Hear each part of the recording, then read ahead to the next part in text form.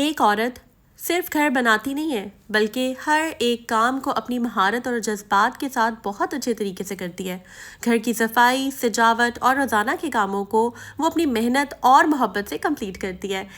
घर में ऐसे बहुत सारे कॉर्नर्स होते हैं, बहुत सारे ऐसे छोटे छोटे काम होते हैं जिनको चंद मिनट में बहुत अच्छे से किया जा सकता है। घर के कोनों को साफ सुथरा किया जा सकता है। घर बड़ा हो या छोटा कोई फ़र्क नहीं पड़ता, घर साफ कितना है ये मैटर करता है।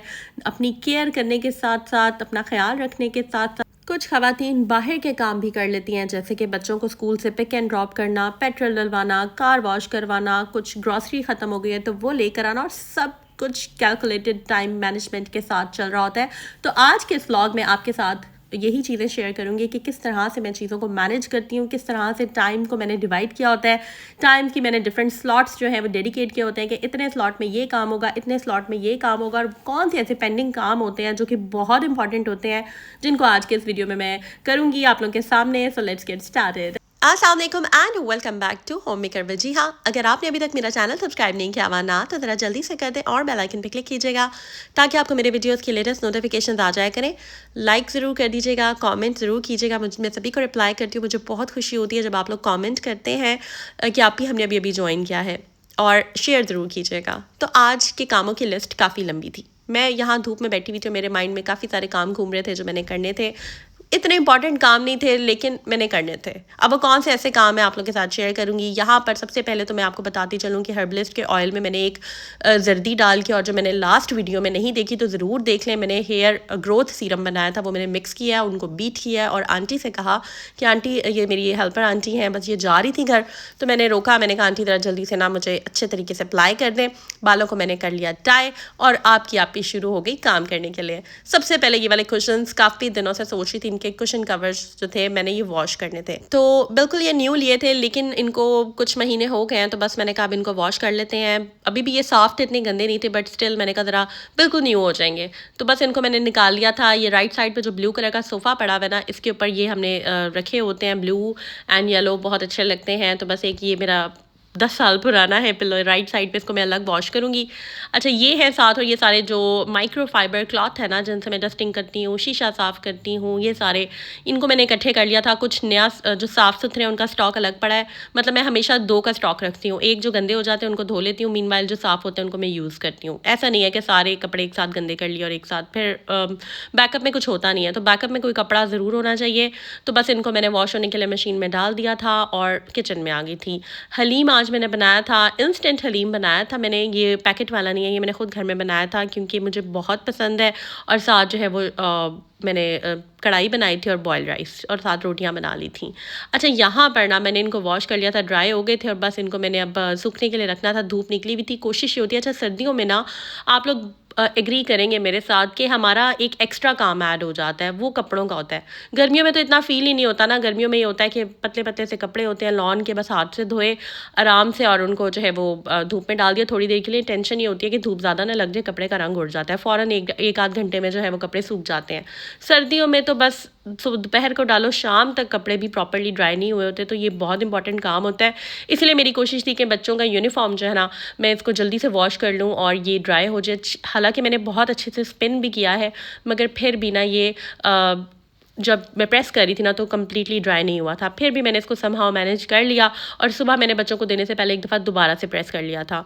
तो बस सबसे इम्पॉर्टेंट काम तो अब आया है, ये वाला काम भी आप ही खुद ही करती है। बहुत सारे लोग कहते हैं आप गीज़र भी चलाती हैं, आप पेट्रोल भी डलवा रही होती हैं, आप कार वॉश भी करवा रही होती हैं, तो भाई करवा रही होती हूँ। और मेरा ख्याल है कि हमें हर काम आना चाहिए, कोई काम छोटा बड़ा नहीं होता। तो खैर ये यहाँ पर मैं डिस्क्लेमर भी दूँगी कि मेरी तो प्रैक्टिस माशाल्लाह काफ़ी ज़्यादा है, लेकिन ख़वातीन या लड़कियों को कहूँगी कि ऐसी खुद से अटैम्प्ट मत कीजिएगा। इसका एक स्पेसिफिक एंगल होता है, प्रैक्टिस होती है, और क्योंकि मैं वेट ट्रेनिंग करती हूँ माशाल्लाह, तो इसलिए ये 14-15 केजीज़ वगैरह आराम से उठा सकती हूँ। तो इसलिए जो है ना आप लोग ये ट्राई मत कीजिएगा, क्योंकि बहुत सारी लड़कियाँ जो होती हैं ना, समटाइम्स होता है कि कमर दर्द वगैरह निकल आती है।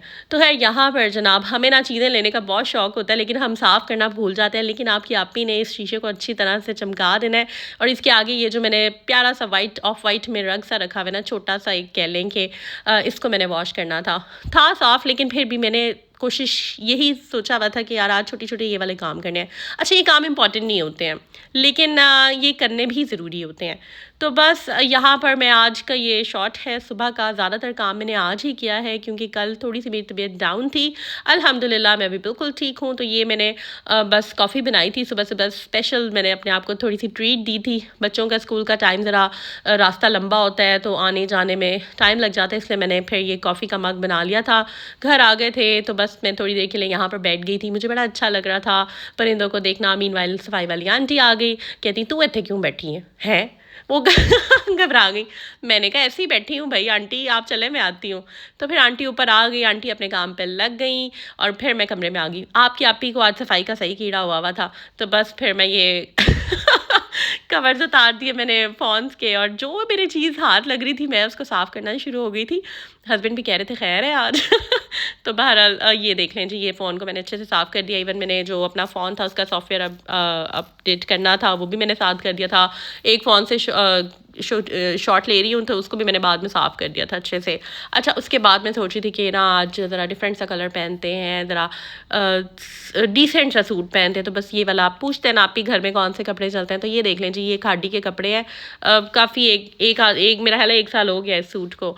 बड़ी प्यारी इसकी गर्म सी चादर है और साथ ये 2 पीस सा ब्लैक ट्राउज़र मेरे पास लिनन में था, तो बस मैंने वो पहन लिया था। अच्छा, खैर मैं किचन में आई तो मैंने कहा है आंटी आज खैर है, आज आप कैसे एक्स्ट्रा काम करना शुरू हो गई? मतलब कहने का मतलब ये है कि आंटी जो है ना, आंटी साफ़ करना शुरू हो गई। ये वाले आप पूछते हैं ना कि आपकी बैक साइड पे क्या है, तो बैक साइड पे ये वाला एक काइंड ऑफ ड्रॉर्स वाला रखा हुआ है हमने टेबल, और इसके ऊपर जो है वो माइक्रोवेव है, इसके ऊपर केटल है राइट साइड पे, और एयर फ्रायर। 3 चीज़ें होती हैं इसके अंदर। डिफरेंट सेक्शनिंग की गई है, मैंने ऑर्गेनाइज़ भी किया था, आप लोगों के साथ शेयर किया था। तो बस आंटी से साफ़ करी थी। मैं कहा आंटी आप खैर हैं, क्यों कर रही हैं? तो कहती बस आज आंटी को जोश चढ़ा हुआ था। मैंने कहा ठीक है।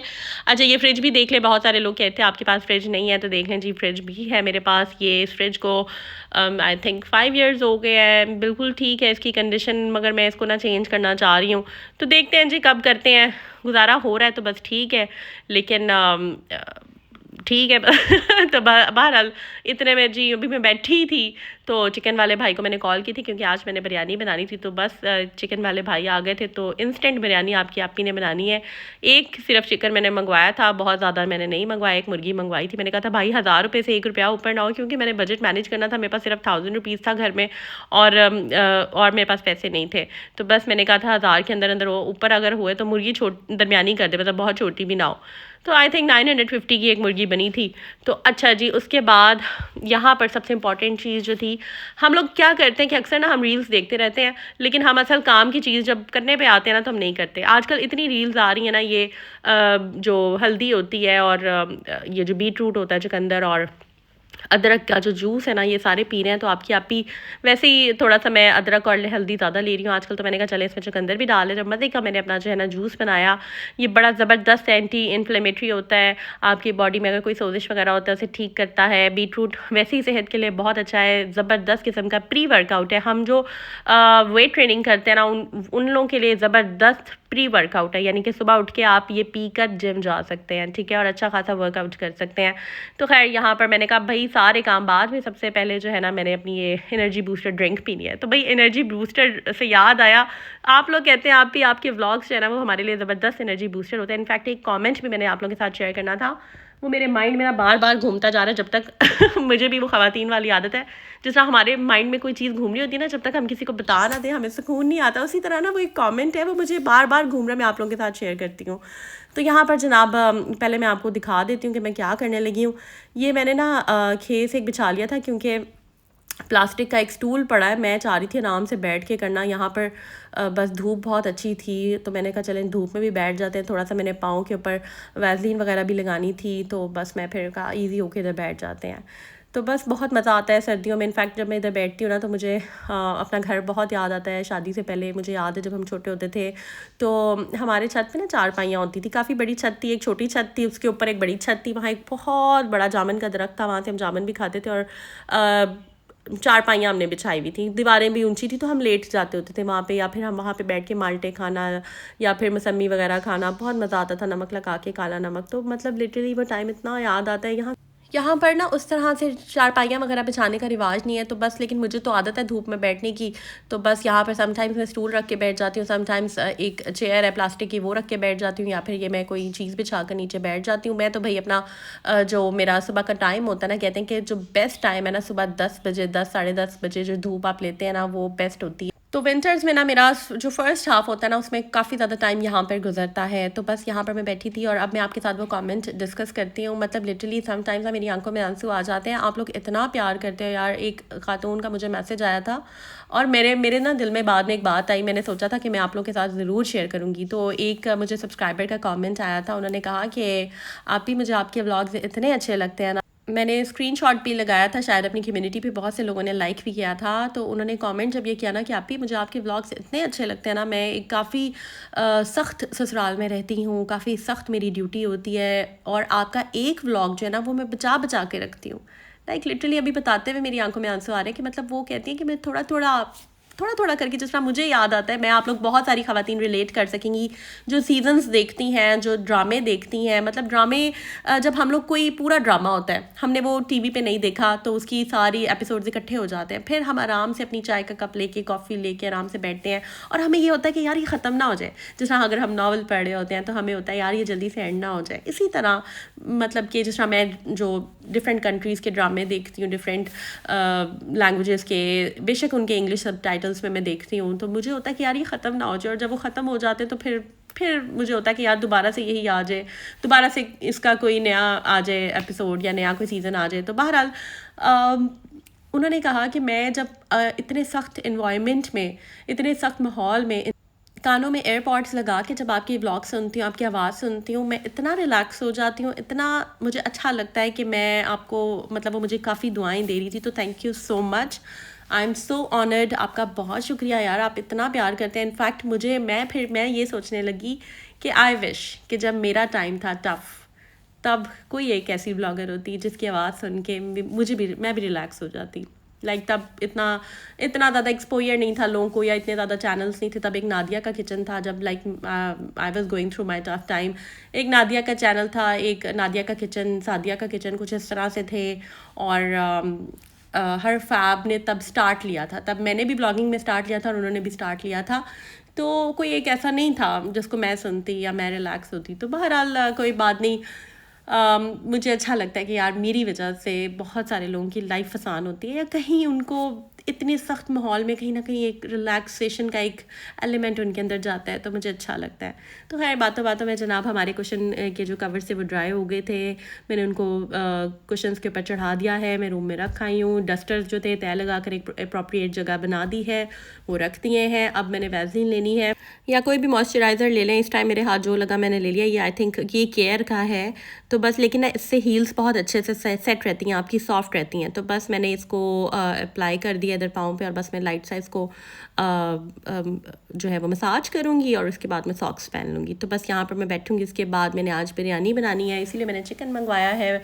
चावल जो थे वो मैंने सुबह ही भिगो दिए थे, और वो बस अब मैं जाकर बिरयानी की तैयारी स्टार्ट कर दूँगी, ठीक है। और उसके बाद कौन कौन से काम होते हैं वो मैं आप लोगों के साथ शेयर करूँगी। तो बस हमारे माइंड में ना होम मेकर्स के, हाउस वाइफ्स के यही चीज़ें घूम रही होती हैं कि अब ये करना है, अब ये करना है। फिर सारे काम, जब किचन का काम डन हो जाएगा, खाना बन जाएगा, तो फिर मैं बच्चों को पिक करने के लिए जाऊँगी। समटाइम्स थक जाती हूँ मैं। बहुत सारे लोग कहते हैं कि आप माशाल्लाह काफ़ी एक्टिव हैं। अच्छा, मुझे याद है जब हम छोटे होते थे ना, तब माहौल बहुत अच्छा था, हालात बहुत अच्छे थे।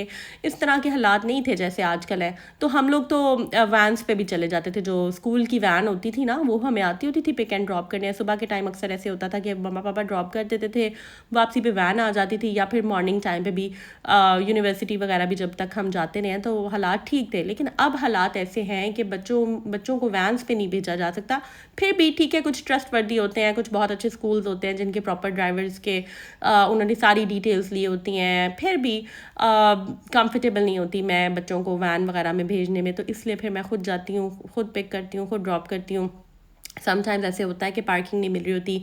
समटाइम्स ऐसे होता है कि जब बच्चों के बैग्स उठा के मैं आ रही होती हूँ ना, तो मुझे बहुत भूख भी लग रही होती है, क्योंकि सुकून से तो मैं नहीं बैठी होती ना कोई घर में भी काम कर रही होती हूँ, बाहर भी काम कर रही होती हूँ, तो फिर एट टाइम्स अपना ख्याल भी रखना पड़ता है। तो फिर ऐसी चीज़ें इंस्टेंट एनर्जी बूस्टर्स मुझे चाहिए होते हैं कि मेरे अंदर एनर्जी लेवल्स जो हैं वो मेंटेन रहे, मेरी एनर्जी जो है वो डाउन ना हो। तो बस ये मैंने पहन लिया है, अच्छी लग रही थी मुझे, बस इसको मैंने पहन लिया। इसी तरह ही आज मैं चली जाऊँगी बच्चों को, भाई मैं कोई नया सूट नहीं निकाल रही, कभी कभी ना ईजी रहना अच्छा लगता है, हर वक्त जो है वो लश पश हर वक्त लश भी नहीं होना चाहिए, कभी कभी ना आप अपने कंफर्ट जोन में रिलैक्स करना चाहिए आपको। तो कभी कभी मैं आपकी आप ही ना बड़ी मतलब कह लें कि अभी आप मुझे समझे नहीं, आपको थोड़ा सा टाइम लगेगा मुझे समझने में, लेकिन कभी कभी ना मैं बहुत ज़्यादा मतलब मैं मुझे बहुत मुश्किल है समझना, लेकिन जो मुझे समझ जाता है ना बस फिर वो ऐसे ज़बरदस्त एडिक्टेड हो जाता है ना मेरे व्लॉग्स के साथ। लिटरली बहुत सारे लोग कहते हैं हमें एडिक्शन हो गई आपके व्लॉग्स की।